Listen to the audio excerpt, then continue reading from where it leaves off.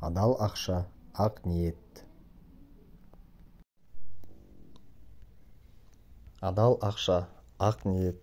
Өміріміздің басты бөлігі жұмыс жасаумен өтетіні рас. Дәл қазір ақшасыз күн көру тіпті мүмкін емес. Алайда, жоғарғы оқу орнын бітіріп жұмыссыз жүргендер жетерлік. Әсіресе қыз баласына оқуға түсу, жұмыс жасау қиын. Себебі, бірі оқуға түспей тұрмысқа шығып, енді бірі оқуын бітірмей тұрмысқа шығамын деп жұмыссыз қалды. Ал дәл осындай жағдайдағы қыздар қандай және қайда жұмыс жасауы мүмкін? Осы сұраққа жауап іздеп, шалғай ауылының тұрғыны Гүлзираға жолықтым. Ол мектепті ғана бітірген екен. Жоғарғы оқуға түсуге мүмкіндігі болмағандықтан тұрмысқа шықпақшы болып шешім қабылдапты. Әңгіме барысында қыз баласының тағдыры қиын екенін қайталай берді. Басымнан өткен бұл жағдайды көпшілікке айтқаным дұрыс не дұрыс емес екенін білмедім. Сол үшін өзім туралы нақты ақпарат бере алмаймын.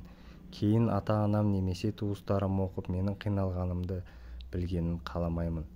Бірақ оқырмандарыма ниеттерің ақ болса, адал ақша табуға болатынын айтқым келеді. Тұрмысқа шыққанымда жасым небәрі 17-де болды. Оң солымды танып үлгермеген балғын қыз едім.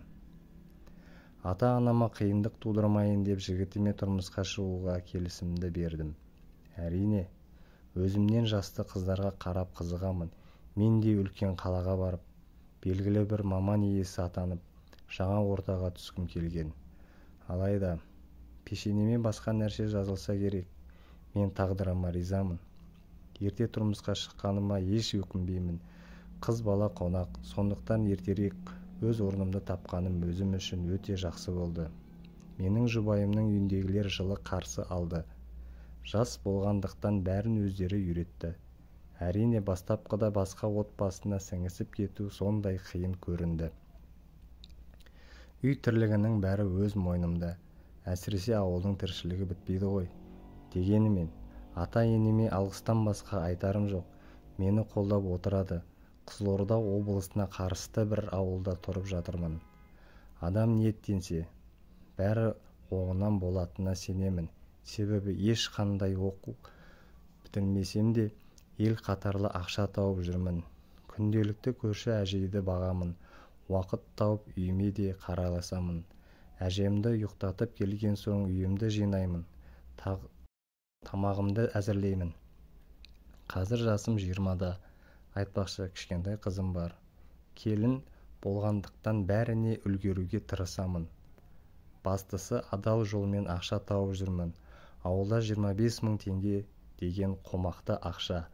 Жұмысым да өзімнің жағдайыма ыңғайлы, үйіме жақын. Өзіме қатты ұнайды. Ата-енем де менің ел қатарлы ақша тапқаныма қуанды. Шындығында қалада бұл өз алдында мамандық болып есептеледі емес пе? Сондықтан көрші әжемді қарауға барғанда өзімді сондай бақытты сезінемін.